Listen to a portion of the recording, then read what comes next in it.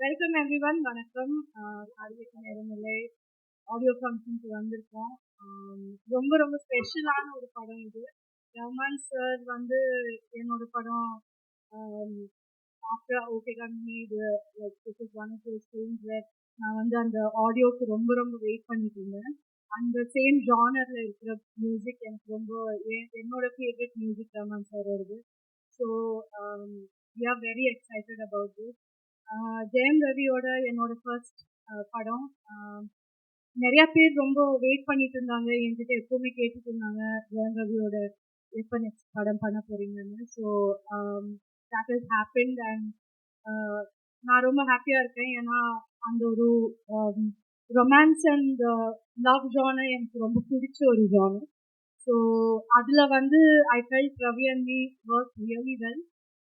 எனக்கு ரொம்ப பிடிச்ச நிஜமா ஃப்ரம் மை ஹார்ட் எனக்கு ரொம்ப ரொம்ப பிடிச்ச ஒரு தீம் இது. கிரு, நான், ரவி மூணு பேரும் ஒரு ரொம்ப சிமிலரான ஒரு டெம்பர்மெண்ட் இருக்கிறவங்க, ரொம்ப பீஸ் வேணும்னு இருக்கிறவங்க, ரொம்ப காமாக இருக்கிறவங்க.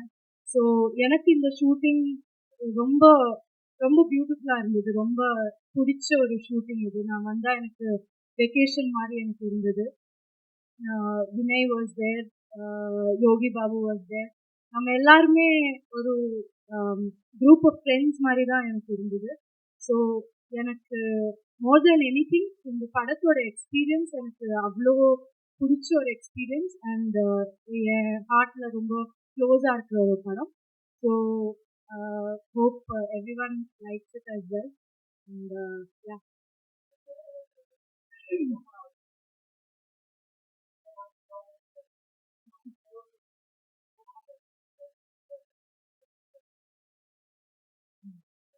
டெஃபினட்டாக இருக்கும். ஒரு ஜானர் வந்து different genres are there. So யூஸ்வலாக ஒரு லவ் ஜானர்னா எல்லாரும் நினைக்கிறது அது வந்து ஏதோ அதுக்கு ஈஸின்னு நினைக்கிறாங்க. So it's not exactly what people think is award or something like that. But டெஃபினட்டாக ஓகே கண்மணி எல்லாம் பிடிச்சவங்களுக்கு ரொம்ப ரொம்ப ஒரு நல்ல ஒரு ட்ரீட்டாக இருக்கும்.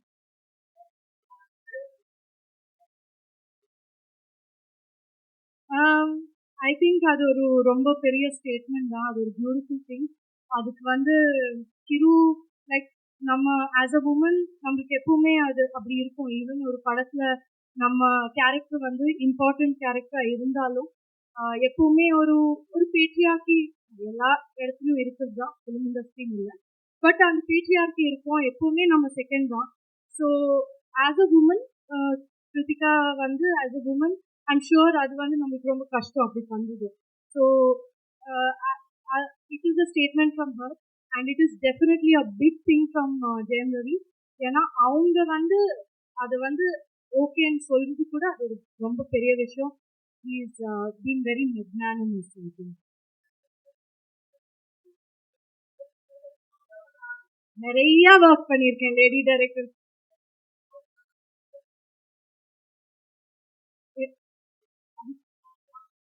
ஒர்க் வாங்கினதான் ஏன் அவங்க மாதிரி அவங்க பவர்ஃபுல்லா அவங்க அப்படி இல்லவே. அவங்க வந்து த மோஸ்ட் என்ன சொல்றது, என்ன how to you tell about கிரு. இட் இஸ் லைக் அவங்க ரொம்ப ரொம்ப சாஃப்ட், ரொம்ப காம், ரொம்ப ஈஸி கோயிங். ஸோ அந்த மாதிரி. ஸோ நான் சொன்ன மாதிரி அது ஃப்ரெண்ட்ஸ் உட்காந்து ஜஸ்ட் காமாக ஒர்க் பண்ண மாதிரி தான், ஜாலியாக தான்